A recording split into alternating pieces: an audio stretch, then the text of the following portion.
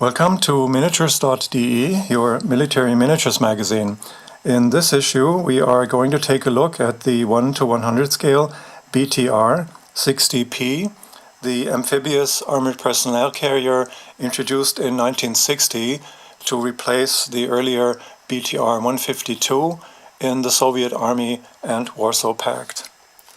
The BTR is sold by Roskopf with a 12.7mm Dashka heavy machine gun mounted in the front and two 7.6mm SGBM machine guns mounted on the side of the open fighting compartment. We've chosen to remove two of these machine guns and just arm the BTR-60P with a single SGMB forward firing machine gun. Now, there are several serious mistakes with this Roskopf vehicle. One being that Roskopf mistakenly added the two-man saw, which is mounted on either side of the fighting compartment, plus two of the actual three firing ports into what they believed was a hatch right here. So this vehicle was given three hatches when in reality it only had two. So what we had to do is remove the entire hatch and two of the firing ports and reconstruct that side of the vehicle. The gun mount was inside the firing compartment, which is wrong as well. That's another issue that this vehicle has. So what we did is we added a pedestal mount for the machine gun on the side and added three firing ports after we removed this entire detail on that side. These two hatches can stay. We added handrails made of brass wire so that the crew can mount the vehicle. We also added steps for the crew, just where the hatches are. So in the middle you don't need a step because the crew cannot enter the vehicle right here. So there's two steps. We drilled holes in the underside of the hull and then inserted 0.3mm brass wire to act as the steps for the crew on both sides of the vehicle. Now, the second more serious problem with this vehicle is that Roskopf gave this BTR-60P benches, U-shaped benches on the inside, when in fact the bench was aligned along the sides of the vehicle. And they made backrests, which you can see here, for each of the benches, which is wrong. We would have had to cut these backrests away, reconstruct the entire interior of the vehicle, which we found was a bit too difficult to do in this scale. So what we did instead, we raised the backrests, the fake backrests, using plastic card taken from a yogurt cup to the same height as the front edge of the driver's compartment.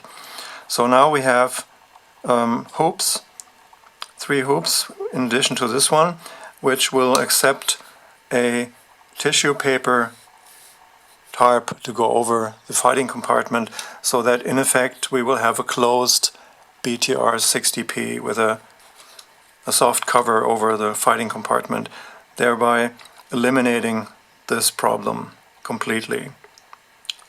As I said, fixing the problem with the fighting compartment would have meant taking this thing apart completely, cutting out the benches, and then reconstructing the interior, which is a bit of an overkill for a wargaming vehicle, of which we probably need 10 or so to recreate an entire motorized infantry company. We added rear lights made of 0.5mm plastic rod.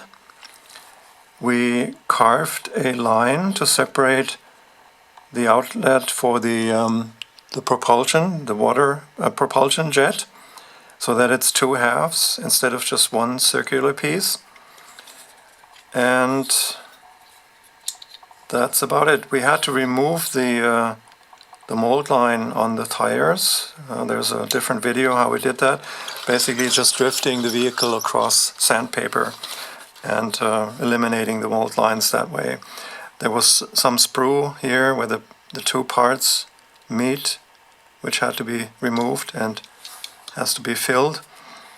But other than that, it's a pretty good vehicle. We would have liked to have the closed fighting compartment, the BTR-60P with the closed fighting compartment, which is a more common vehicle. But Roskopf didn't make that, so we're going to have to make do with a soft cover over the fighting compartment. We also changed the gun mount here in the front. We put a piece of plastic rod into the original hole for the gun, and then drilled a smaller hole and inserted the machine gun using a 0.6 millimeter plastic piano wire rod. This is a relatively cheap armor personnel carrier, should be available in online auctions and flea markets for very little money. And if you want to go through all the effort of disguising the two serious mistakes on this vehicle, then you will have a relatively cheap vehicle to mount your motorized infantry in. Thank you for watching. For more information, you are welcome to visit our website at miniatures.de.